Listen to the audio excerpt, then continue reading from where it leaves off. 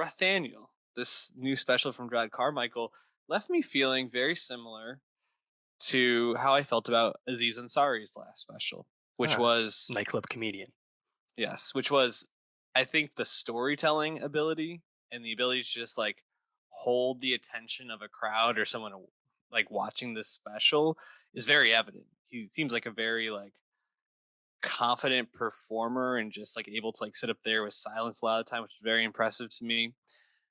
But I didn't laugh as much as I was kind of hoping to, and I think Hmm. that's because this special wasn't intended to be one that No. really, brought a lot of jokes. There were some really funny moments, but Yeah. I think this was more of a Jerrod Carmichael kind of like having a therapy session on stage, so to speak. So Yep. definitely an interesting special. What was your reaction to Rothaniel? Yeah. Rothaniel's the third Jerrod Carmichael special, first since 8 came out in 2017. So it's been a minute. 8, like Rothaniel, directed, edited by Bo Burnham, who has made his bones recently on the side as a secretly really good writer and director, or editor and director for this kind of thing.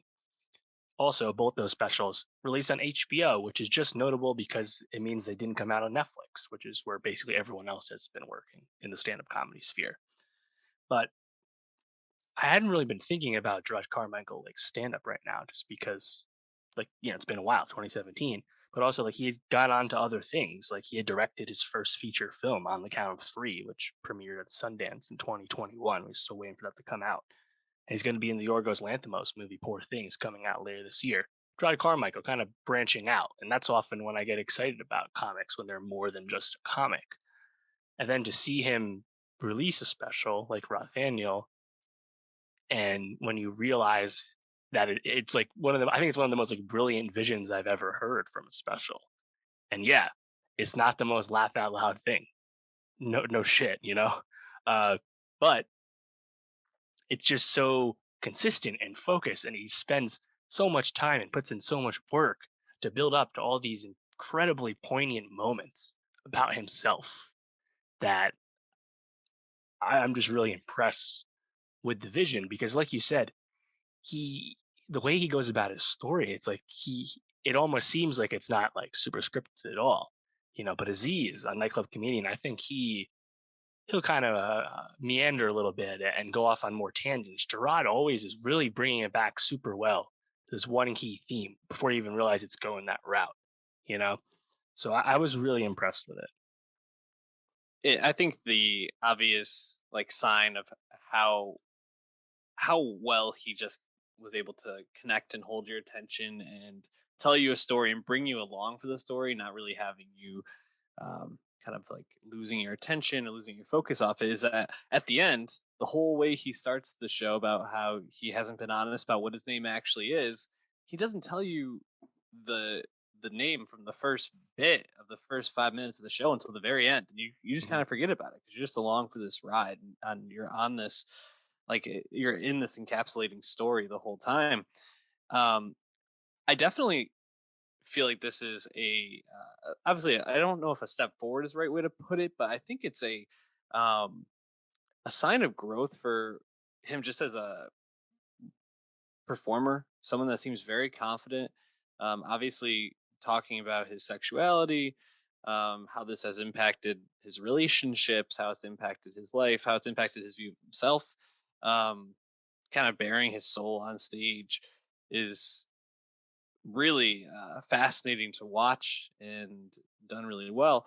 But beyond that, just his ability to command the stage and not he it didn't seem at all like he was putting on a bit, even though he obviously was at points. Some of it was a little bit more finely tuned in terms of the bit, like when he was talking about hooking up with his boyfriend, and at times they'd be like, he has to stop making out and say no homo, Right. and stuff like that. Really really funny. um but yeah, a lot of it just felt like he was just talking to you, and Yeah. I don't know. I was impressed by it. At the same time, I was like, this is the second comedy special that we're going to be talking about where people are going to come away and just be like, I only laughed like 3 or 4 times. Like, what is this? Yeah. Well, that's the thing. It's like, you know what? you can find other ones that'll make you laugh more. Like it's not a big deal, you know. Mhm. But I think like the whole theme of Rothaniel, beyond Jerrod's very specific um, personal experiences, but like just the overall theme about authenticity and secrets, and the way he goes about it in such a conversational manner. Uh, I just found like it really sticks with you. And just that storytelling style where you're sprinkling in the comedy and you're getting huge laughs when you do. It's not like they're these amazing jokes or anything, but just because he has everyone's attention, like at the tip of his finger. And then when he sprinkles in a joke that plays off really well off something really poignant and personal he had just been talking about, like it still hits really well. I just really appreciate that focus that he's bringing to this routine here. And again, it's not like Chris Rock, who's right now touring and probably going to do a special for Netflix soon after everything that happened with Will Smith, right? It's not a routine. This is obviously Gerard finally coming to grips with something about himself. And I think that's just really uh, cool to see shared with everyone, you know? Yeah. Um, this was made recently. He shot this back in February at the Blue Note Jazz Club in New York City. And I really loved Bo's camera work once you're actually in the club, like the way he kind of like does these close ups, but they're kind of like from the bottom up, looking up at Jerrod. That looks really cool. But also, like, I think this is a really subversive special just because Jerrod is openly welcoming the audience participating and asking him questions and digging deeper in things he's saying as Jerrod is in real time really grappling with the stuff he is publicly discussing.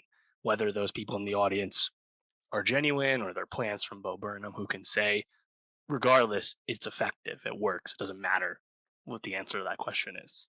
So I think just like the fact that there's like so much intentionality and such a great message in this special is why I love it, And even if, yeah, it's not the funniest thing I ever saw, but like that's okay because it's kind of like besides the point to me. Yeah.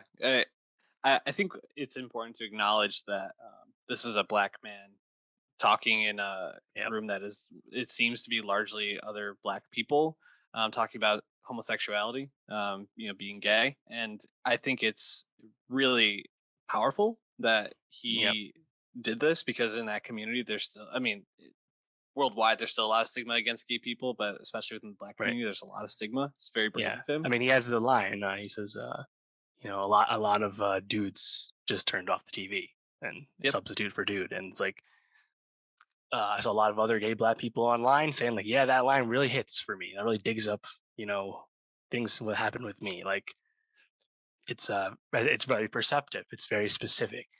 It's like a very specific experience to Gerard that a lot of other people can find a lot of Yeah. solace into. So yeah, I was really impressed with it. On one hand, it's like the surprise is a big contributor to it, but I also had seen the headline about Gerard's sexuality before I watched it, and I was still really impressed, even though I knew it was coming. Yeah. Um, I, I do have to say the audience plants took me out of it. I think they were clearly plants because those questions were so pointed and so like perfect. It almost felt like if this wasn't a plant, that's incredible. But it took me out of it a little bit just because I was like, huh, like if he was like crafting it like where he was trying to get to these specific points, maybe I would give it a little bit more credit. But overall, I don't think that took away from the effectiveness of what he was trying to do here. And I also think like the visual of him like walking into this club, this small club, taking his jacket off, sitting on stage, awesome shirt, like beautiful for the show, ends it, walks back out into like a snowy, cold world again, which just like such a like poignant like metaphor for everything that he's talking about, and like it just being him walking outside alone in New York City, which would never actually happen, but just like very like there's a lot of thought put into this and shit. I think shout out to Bo, shout out to Gerard for like their vision on this. Definitely Yep. surprising, but in a good way.